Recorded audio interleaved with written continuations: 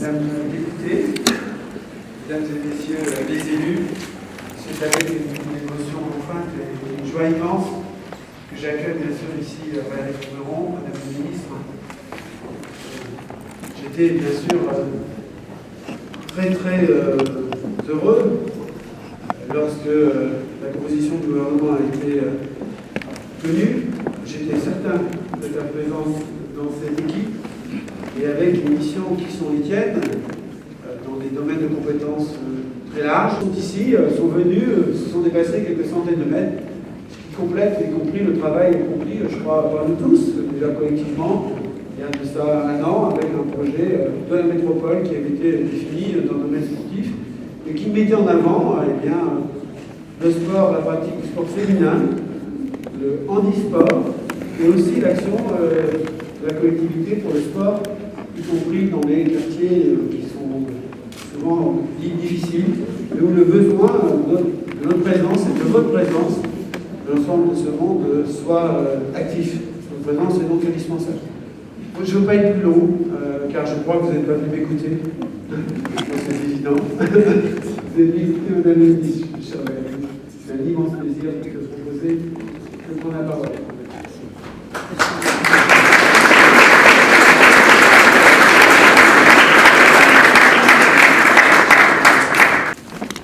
Monsieur le vice-président du Conseil régional, monsieur le vice-président du Conseil général,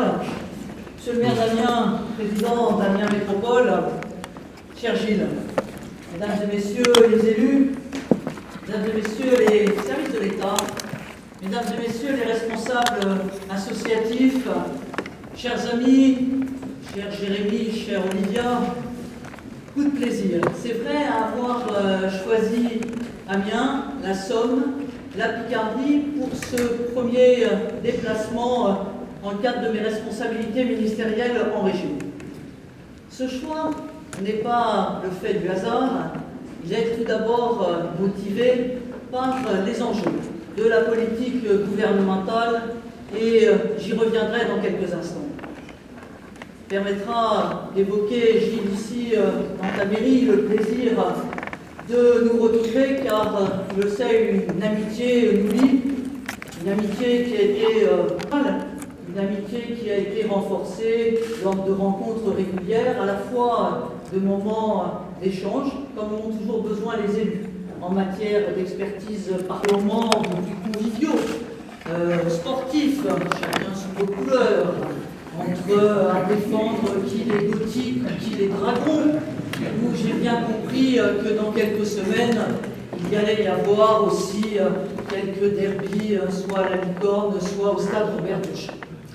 C'est vrai que je sais aussi depuis plusieurs années maintenant ton attachement à la ville de Rouen où tu as enseigné. Et si les fonctions ministérielles vont m'éloigner de ma ville, je passerai la main dans quelques jours, comme l'a souhaité le président de la République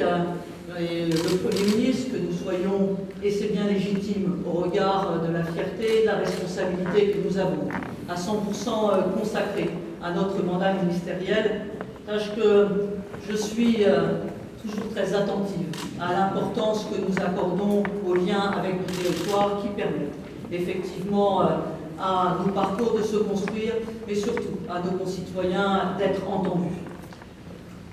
Là n'est bien sûr pas la seule raison de ma présence avec vous aujourd'hui à Amiens, car votre territoire se caractérise par la richesse des politiques publiques qui sont menées en matière de cohésion sociale, en matière de solidarité. Nous verrons tout à l'heure, avec les expériences qui sont développées en matière de service civique, nous en aurons un certain nombre d'exemples de cet engagement des jeunes. Nous le verrons aussi avec la politique de renouvellement urbain que vous menez dans le quartier d'Étouville. Nous le constatons aussi avec l'ensemble des forces associatives, des forces qui aujourd'hui sont là pour témoigner de leur engagement dans les politiques publiques. Et je le dis au moment où ces responsabilités qui me sont confiées mettent en avant la force du monde associatif, la force des réseaux d'éducation populaire, la force de notre engagement dans les mouvements de jeunesse, dans les mouvements sportifs, les 16 millions de bénévoles qui font ce que certains pouvaient appeler avec un peu, en le mettant sur le côté de corps intermédiaires, comment ils sont aujourd'hui une réalité de puissance pour notre pays. Quand le président de la République et le Premier ministre ont bien voulu me confier cette responsabilité de coordonner en lien avec l'ensemble de mes collègues, et ils sont nombreux à être concernés, la politique à destination de la jeunesse. Priorité, vous le savez, priorité du projet présidentiel, priorité de notre gouvernement, car si un certain nombre de politiques ont pu être menées, nous savons aujourd'hui que les jeunes sont ceux qui sont dans les situations les plus précaires. 150 000 jeunes aujourd'hui sortent du système scolaire sans qualification, 20%. C'est la catégorie la plus importante dans notre pays. En termes d'âge, les 16-25 ans vivent sous le seuil de pauvreté, 13% n'ont ni emploi ni formation, enfin 1 sur 6 n'a pas d'accès à une complémentaire santé. Le président de la République l'a affirmé, notre ambition est de bâtir des politiques publiques qui permettront qu'en 2017, les jeunes vivent mieux qu'aujourd'hui. Le sport, l'éducation populaire, la vie associative sont des leviers au service de cette ambition